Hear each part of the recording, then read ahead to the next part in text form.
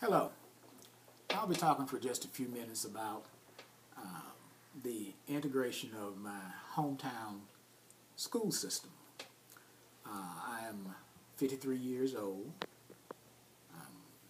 The earlier remembrances of integration at my school system, this is in Mississippi, as a matter of fact in Chickasaw County, Mississippi.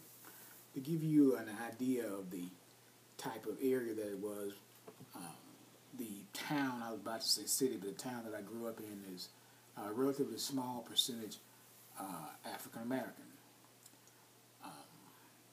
Perhaps I would say no real statistics that I have, but probably 80% white and 20% African American. To give you an idea of the tone of the town, my uncle who lived in Chicago, who moved away from my hometown, would say on occasion he always wondered why was he born in the worst town, in the worst county, in the worst state in the country. What he meant by that perhaps had a lot to do with the racial climate in the town. It could also have had to do with the economic climate also. But that just gives an idea of how this town was, and perhaps today is not far from that also. My earliest recollections of the integration process came in approximately 1970, which was the year before the schools in that area went into full integration. The year prior to that, there was a, if you will, some type of test integration, whereas the city schools were all white, and the county schools were all black. And what happened was there was an exchange program of sorts, whereas all the black students that lived within the city limits the year before actual integration came, they started going to the predominantly white school. This was if you will, an integration precursor, if you will. But it was also interesting that there was no white students going to the predominantly black school. So this test integration, if you will, was pretty much one-sided. The black students that lived within the city limits went to the all-white schools, while the county black students continued to go to the county school system, which was all black. During that particular year, there were, again, basically talk about what was going on. You read it in the newspapers about what was that full integration was coming the following year in 1971. And of course, prior to that, the powers that be, if you will, the school board, which was all white for both the county system as well as the city system.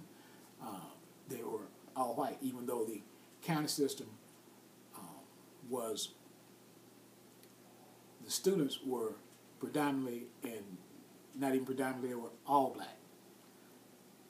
What happened during that transitional period, there was also talk of what they were going to do with the various schools, because the county had, matter of fact, just very few years before, with much, I would say, administrative trying and effort with the black people that lived in the city and the county, had a new school. They were able to have a new school built, which made them very, very proud. And in the process of this transition to the integration,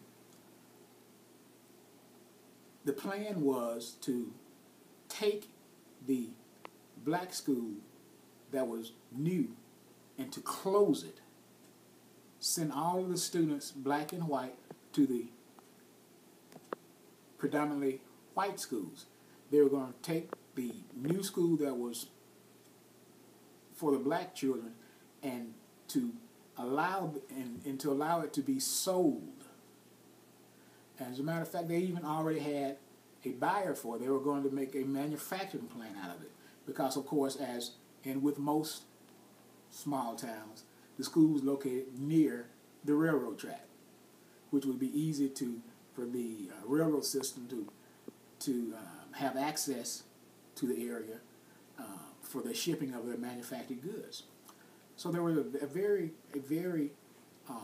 there was a lawsuit filed. There was a black community organization, if you will. Right now, the name of it escapes me. But the lawsuit was filed by the North Mississippi Rural Legal Services. And it's the same legal services, or similar to the legal services that we have today.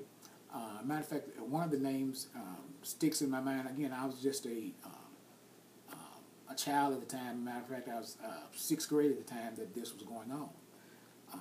But I remember the name from going to the meetings with my mom and my older brothers.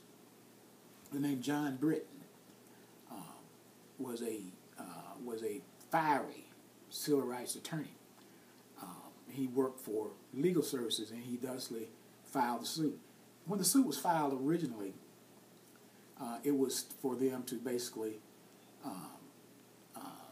not allow the manufacturing plant to take over the school and transition all the students into the predominantly white schools.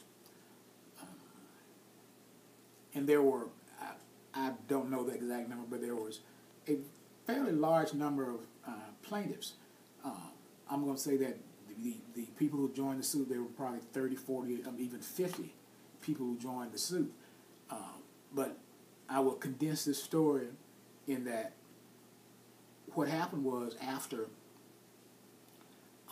obviously, as in with many cases at this time, the pressure was put upon several of the plaintiffs who perhaps worked for the, of course, the white institutions at their factories or doing domestic work for the people in the town. Basically just told them that they were not allowed to join in this suit. So when it came down to it, there were approximately 4 or 5 people that were left to actually push the lawsuit forward. And I'm very pleased to say that my mother was one of those people. Maybe it was not because she was so strong for the cause, but obviously she was, but by the fact that she never actually had a public job. She actually never had to work as many of the other people did. So she didn't have that same beholding factor that a lot of the other people did. So she was able to see the lawsuit through to the end, and they were victorious in that instead of closing the school, the school became a part of the new system, the new integrated school system. And of course, in this integrated school system, it was not too dissimilar from what happened in many places, especially in the South, that this separate but equal thing that we had been on before integration came. It was not equal at that time, and when we integrated, it was still not equal, even though we went to the same schools. It was not an integration as such. It was, of course, more of an assimilation into the white school system is what it was. Our name